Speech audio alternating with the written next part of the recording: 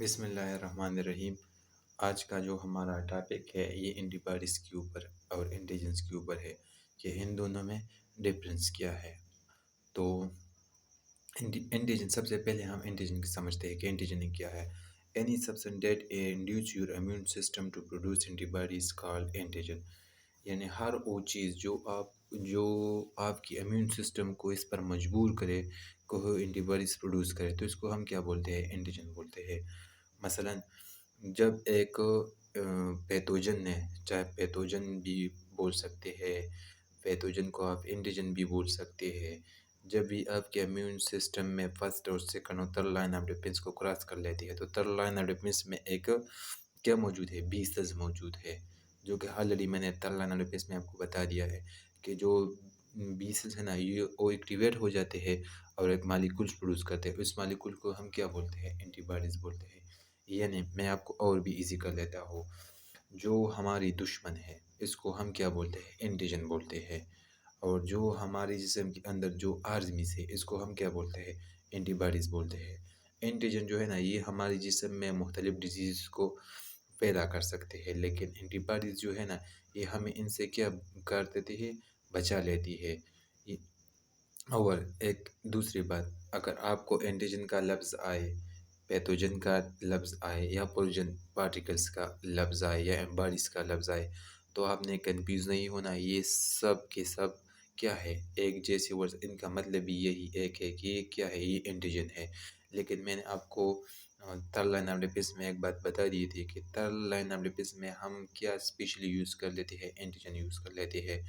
तो अब मैं एंटीजन का एक्सप्लेनेशन लिखा कि एंटीजन क्या हो सकती है। ये लाइपोप्रोटीन भी हो सकती है, यानी प्रोटीन होगी और इसके साथ कुछ लिपिड्स के मालिक्यूल भी होगी। ग्लाइकोलिपिड भी होगी, यानी लिपिड होगी और इसके साथ कुछ ग्लूकोज के मालिक्यूल्स होगी। अब दूसरी चीज़ ये है कि एंटीजन अकेले बैक्टीरिया, वायरस, फंजाई, प्रोटोजोआ ये नहीं है। ये जो है ना, इसमें कुछ केमिकल्स भी आ सकते हैं, ये भी एंटीजन हो सकती है। और फोलेंस जो है ना, ये ऑलरेडी हमने पढ़ा है चैप्टर में, पीछे चैप्टर्स में, तो पोलेंस को आप जानते होंगे। और दूसरी बात यह है कि पहले लेक्चर्स में मैं सिर्फ यही बात आपको कर देता था कि एंटीजन जो है ना, ये हमें माहौल से मिलता है, यानी ये हमारे माहौल में बैक्टीरिया वगैरह मौजूद है। लेकिन अब जो है ना, हम एक और चीज़ समझेंगे कि जो एंटीजन है ना, एंटीजन ये हमारी बॉडीज़ के अंदर भी बन सकती है। किसकी मदद से, बैक्टीरिया की मदद से। बैक्टीरियाज़ के मुख्तलिफ़ क़िस्म है, ग्राम नेगेटिव बैक्टीरिया है और ग्राम पॉजिटिव बैक्टीरिया है। तो जो ग्राम नेगेटिव बैक्टीरिया है, ये एक टॉक्सिन प्रोड्यूस कर लेते हैं जिसको हम एक्ज़ोटॉक्सिन बोलते हैं, और ग्राम पॉजिटिव जो है ना, ये एंडोटॉक्सिन को प्रोड्यूस कर लेती है। एंडोटॉक्सिन प्रोड्यूस कर लेती है। तो ये तो हो गई एंटीजन की जो है ना, एक्सप्लेनेशन। यानी एंटीजन जो है ना, ये हमें बाहर माहौल से भी मिल सकती है, ये केमिकल्स भी हो सकती है, और ये हमारे जिस्म के अंदर भी बन जाती है। और जो टिश्यू सेल्स है, लेकिन टिश्यू सेल्स से मतलब ये है कि एक टिश्यू है और इसको क्या है, बैक्टीरिया ने इन्फेक्ट किया है। तो जब ये टिश्यू, इस टिश्यू की कुछ सेल्स जो है ना, ये क्या हो जाती है, ख़राब हो जाती है, ये वायरस की वजह से, केमिकल्स की वजह से। और फिर वो सेल्स जो है ना, ये हमारे इम्यून सिस्टम को मजबूर कर लेते हैं, किसके लिए, एंटीबॉडीज़ के पैदा करने के लिए। तो ये एंटीजन हो गया। दूसरी बात ये है कि ये जो हमारे जिस्म में जो फ़ौजी है, जो आर्मीज़ है, वो किस तरह पहचान लेते हैं कि ये हमारी दुश्मन है। जो एंटीजन है ये हमारे दुश्मन है, तो ये थ्री डायमेंशनल शेप्स के ज़रिए, थ्री डायमेंशनल शेप्स क्या हो जाए, जो क्या हो, इसकी थ्री डायमेंशनल इसको हम कहते हैं। इस शेप्स को हम क्या बोलते हैं, यानी जो एक्स में हो, जेड में हो एक्स, वाई द एक्स हो गया, द वाई हो गया, और ये जेड हो गया। यानी जो तीन डायमेंशनल शेप्स हो, तो तीन डायमेंशनल शेप या रीजन्स के ज़रिए इस अपने दुश्मन को पहचान लेते हैं, जिसको हम एंटीजेनिक डिटरमिनेंट्स या एप्टोपसाइड्स भी बोलते हैं। तो ये आपने एमसीक्यूज़ के लिए याद रखना है कि एंटीबॉडीज़ जो है ना, ये किस तरह एंटीजन को पहचान लेती है, एप्टोपस के ज़रिए या एंटीजन डिटरमिनेंट्स के ज़रिए। तो ये एंटीबॉडीज़ जो है ना, ये इस तरह एंटीजन्स को पहचान लेती है। अब जो है ना, हम ये भी देखेंगे कि कौन सा दुश्मन जो है ना, इन एक दुश्मन में कौन कौन सी खसूसियात हो जानी चाहिए कि वो सबसे ताकतवर हो, मजबूत हो। तो एक तो ये कि स्टेबल मालिक्यूल हो। स्टेबल मालिक्यूल से मतलब ये है कि इसका एक खास शेप होगा। तो वो मालिक्यूल जिसका एक खास शेप हो तो क्या होगा, वो एक इफेक्टिव एंटीजन होगा, यानी इसको किल करने के लिए हमारे इम्यून सिस्टम को ज़्यादा काम करना पड़ेगा। दूसरा, लार्ज मालिक्यूल, यानी जिसकी मालिकुलर मास जो है ना 5,000 से लेकर 1 लाख डाल्टन डाल्टन इसका यूनिट है जो है ना, तो इनके दरमियान हो तो ये इसको हम इफेक्टिव एंटीजन में क्या करेंगे, शुमार करेंगे। और दूसरा ये कि वो मालिक्यूल जिसका कॉम्प्लेक्स स्ट्रक्चर हो, यानी जिसको एंटीबॉडीज़ जो है ना जब इसको किल कर देती है तो इसको मुश्किलात का सामना करना पड़ती है। तो ये जो है ना, जब स्टेबल मालिक्यूल हो, लार्ज हो और कॉम्प्लेक्स स्ट्रक्चर हो तो इसको किल करने के लिए, तो इसको किल करना एंटीबॉडीज़ के लिए ज़रा क्या हो जाता है, मुश्किल हो जाता है। और अब मैं एंटीबॉडीज़ की तरफ, एंटीबॉडीज़ जो कि मैंने आपको पहले ही बता दिया कि हो हमारे जिस्म के अंदर जो फौजी है जो हमें दुश्मन से बचा लेती है, यानी दुश्मन क्या है, बैक्टीरिया है, वायरस है, फंजाई है, प्रोटोजोआ, इनसे बचा लेती है, तो इनको हम क्या बोलते हैं, एंटीबॉडीज़ बोलते हैं।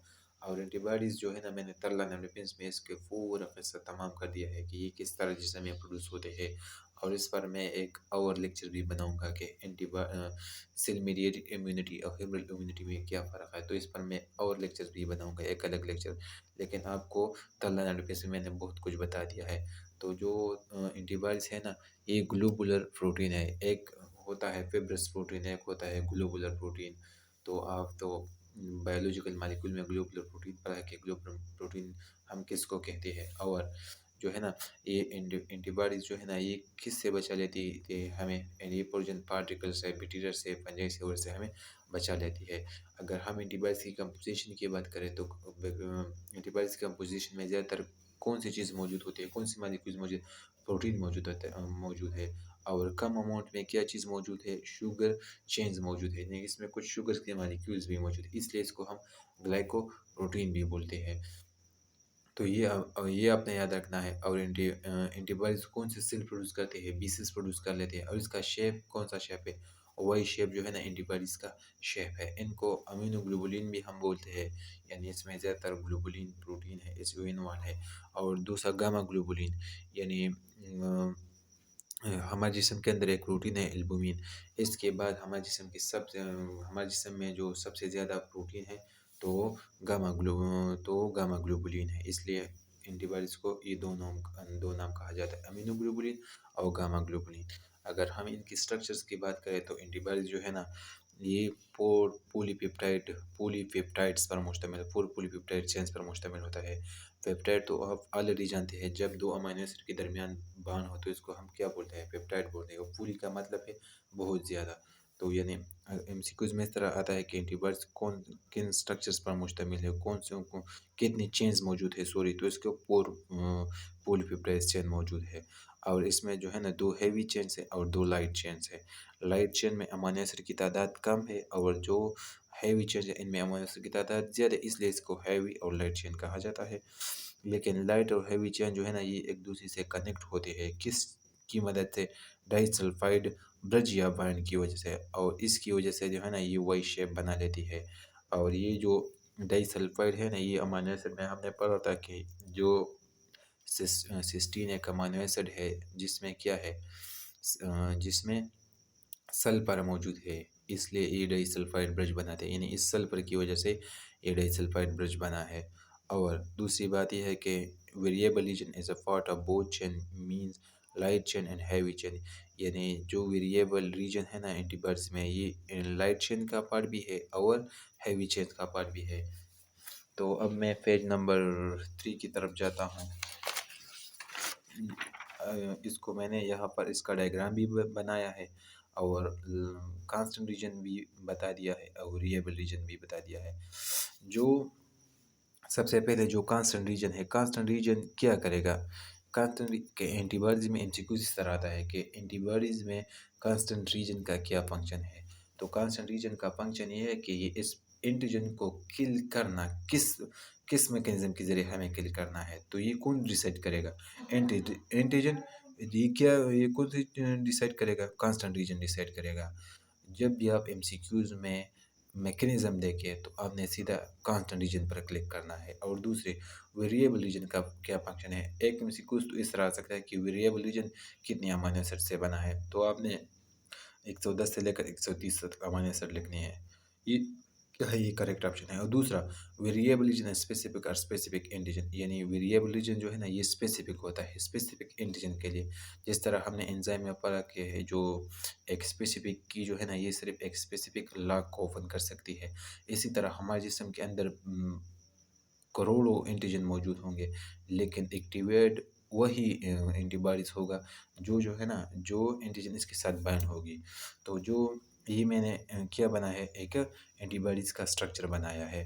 ये जो है ना ये ये ये क्या है, हैवी चेन है जो बड़े है, ये हैवी चेन है। और ये क्या है, ये लाइट चेन है, ये दो। अब जो सुर्ख कलर है ना ये हैवी चेन का वेरिएबल रीजन है ये, और ये लाइट चेन का वेरिएबल रीजन है। इसी तरह ये भी है। और ये जो है ना ये क्या है, कांस्टेंट रीजन है, हैवी चेन का कांस्टेंट रीजन है। और जो जो यानी अनकलर रीजन जितनी भी है ये कांस्टेंट रीजन में है, और जो कलर रीजन है ये क्या है, वेरिएबल रीजन है। अब एक एंटीबॉडी किस तरह एंटीजन के साथ बाइंड होगी, तो जो एंजाइम में हमने पढ़ा है लॉक एंड की जो इंटरेक्शन है, यानी अगर हमारे जिस्म के अंदर जितनी भी एंटीजन मौजूद होंगे तो इससे कुछ फर्क नहीं पड़ेगा, लेकिन ये इस एंटीजन को किल करेंगे जो एंटीबॉडीज के साथ स्पेसिफिक एंटीबॉडी के साथ क्या करेगा, बाइंड करेगा, तब ही ये किल होंगे। और आपने एमसीक्यूज के लिए सिर्फ ये याद रखना है कि heavy change one variable region and three constant reason, यानी एक हैवी चेंज जो है ना इसमें कितने वो मौजूद होंगे, one variable region and three constant region. And light chain one variable region and one constant region, most important MCQs for NMDCAT. ये आपने याद रखना है। ये तो हर किसी को आता है कि ये वेरिएबल रीजन है, ये कांस्टेंट रीजन है, ये नंबर्स आपने याद रखना है। और ये कांस्टेंट रीजन जो मैकेनिज्म किस मैकेनिज्म कौन डिसाइड करेगा, कांस्टेंट रीजन डिसाइड करेगा, ये आपने याद रखने हैं। अब मैं पेज नंबर 4 की तरफ जाता हूँ। अब एंटीबॉडीज की टाइप्स कितनी हैं, तो इसके लिए आपने एक ट्रिक याद रखना है, क्या है, गेम्ड। गेम्ड एक फार्मूला है जिसमें सारे एंटीबॉडीज इन्वॉल्व है। अगर मैं सिंपली आपको बता देता हूँ, अगर आप के एमसीक्यूज में पूछा जाए कि हमारे जिस्म के अंदर सबसे ज़्यादा कौन सी एंटीबॉडीज है, तो जी। अगर आपसे इस तरह एमसीक्यूज पूछा जाए कि हमारे जिस्म के अंदर सबसे कॉम्प्लेक्स एंटीबॉडीज़ क्या है जो एंटीजन को डायरेक्टली एक्सपोज नहीं होती है, तो आपने डी पर क्लिक करना है। अगर आपसे ये पूछा जाए कि हमारे जिस्म के अंदर जो है ना सबसे बड़ा एंटीबॉडीज़ क्या है, तो क्या है, एम एंटीबॉडीज़ है। तो अब ये तो हो गया साढ़े तीन एमसीक्यूज। अब हम एक एक की बात करते हैं जी। Largest and most common type of provide major antibody based immunity against the pathogen. अगर आपसे ये पूछा जाए एमसीक्यूज में कि अब सबसे लार्जेस्ट एंटीबॉडीज़ क्या है, तो आपने जी पर क्लिक करना है। अगर आपसे ये पूछा जाए कि ज़्यादा इम्यूनिटी हमें कौन सी एंटीबॉडीज़ प्रोवाइड कर लेती है, तो आपने जी एंटीबॉडीज़ पर क्लिक करना है। अगर मोस्ट इम्पॉर्टेंट एमसीक्यूज ये है कि आपसे इस तरह एमसीक्यूज में पूछा जा सके कि which antibodies directly cross the placenta and to give passive immunity foetus, तो ये जी एंटीबॉडीज है। ये एमसीक्यूज बहुत इंपॉर्टेंट है। अगर आपसे ये पूछा जाए कि जी एंटीबॉडीज के कितने टाइप्स है, तो आपने फोर, यही पर मैंने इनको एक एक नहीं लिखा है क्योंकि हमारा लेवल आपको पढ़ाने का इतना नहीं, क्योंकि आपकी बुक में है, तो इसलिए मैंने इसको छोड़ दिया।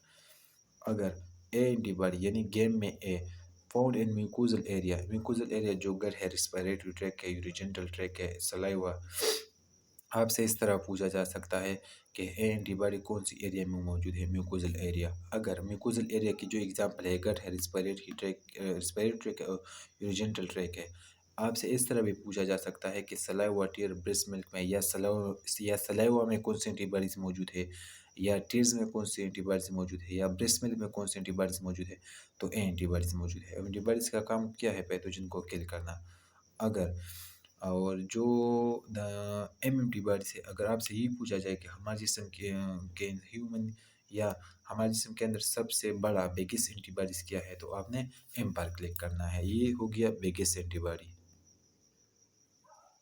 एंटीबॉडी। हाँ, अब जो आपसे ये पूछा जाए सिंपली, अगर एमसीक्यूज़ में एलर्जी का लफ्ज़ आप देखें, किस चीज़ का एलर्जी का लफ्ज़ आप देखें, और या आप ये देख लें कि वो कौन सी एंटीबॉडी है जो हमें पैरासिटिक वर्म से बचा लेती है, तो आपने ई एंटीबॉडीज़ पर क्लिक करना है। और आखिर में जो डी एंटीबॉडीज़ है, अगर आपसे ये पूछा जाए कि वो कौन से एंटीबॉडीज़ है जो कॉम्प्लेक्स स्ट्रक्चर्स में है, कॉम्प्लेक्स स्ट्रक्चर जिसका है, तो वो क्या है, डी एंटीबॉडीज़ है। तो ये था एंटीजन और एंटीबॉडीज़ के बारे में लेक्चर। अब आप जो भी लेक्चर आ गया है मैं देख लूँगा, इस पर भी लेक्चर अपलोड करूँगा।